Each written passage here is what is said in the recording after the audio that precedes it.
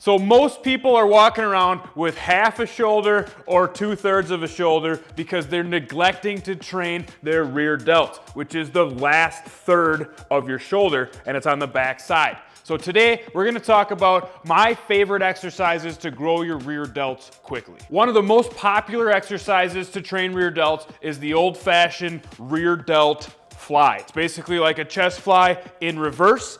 And my favorite ways to do them, or what favorite pieces of equipment, are either bands or cable machines. And why is that? Because you can get that constant tension in the direction of motion.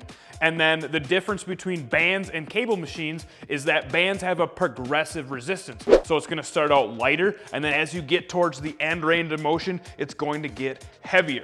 And I like those for I like bands for rear delts, one, because it's super easy to set up, and two, because that progressive resistance, you get that peak resistance at that full extended position where your rear delts are contracted the most. Some form cues when doing rear delt flies, especially with the bands, is to make sure you start with tension, right? So I like to grab a band here. I'm using a red band. It's moderately heavy for me.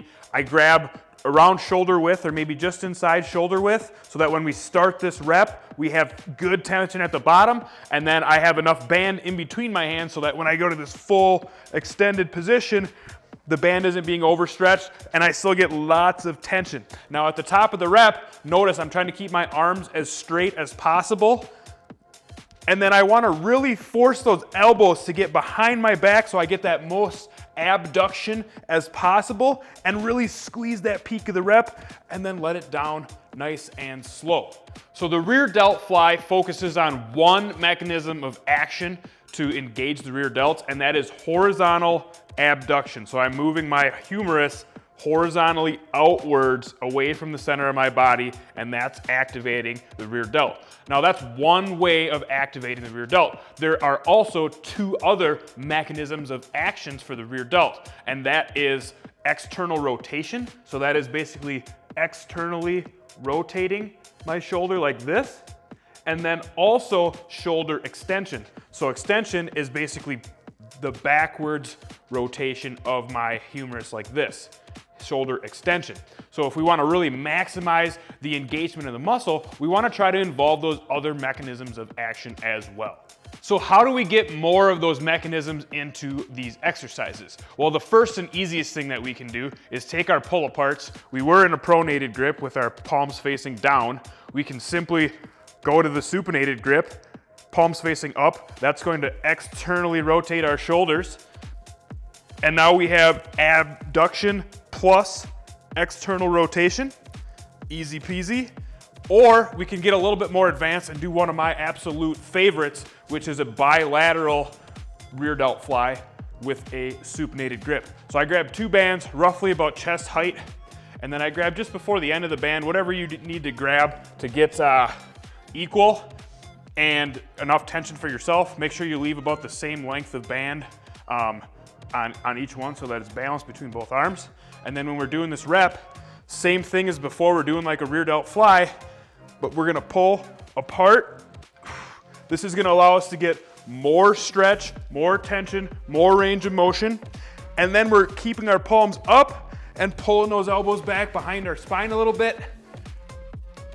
Big squeeze at the top. Let it down nice and slow. And this one is a money maker. You want to take a step up from pull aparts, try these out. I do these all the time, whether you got bands or a cable machine. That's one of my favorites. All right, so the last mechanism of action that we haven't touched on yet is shoulder extension, or driving this elbow behind our spine. So now we're gonna do an exercise, some shoulder extensions with bands here, anchoring a pair of bands, basically about kind of midsection height. And then we're gonna grab one band in each hand and step away from our anchor point to get tension. And now we're gonna be kind of pulling back and away. So we're gonna be combining abduction and extension, focusing on driving our elbows behind our spine. And we're not tucking the elbows, keeping them tight. We're gonna flare them out a little bit. So we're kind of combining this rear delt fly with an extension with this low range of motion here or we're going low with our arms and elbows, and focusing on a big squeeze here. Let it down nice and slow, making sure that we have tension kind of pulling us into that full extension here at the top.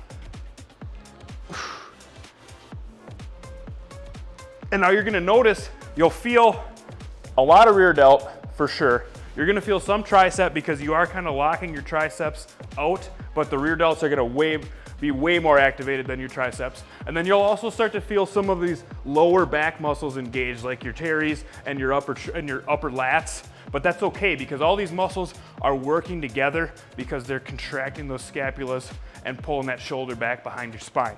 So I encourage you, give these a try. So those 3 exercises should freshen up your rear delt workouts.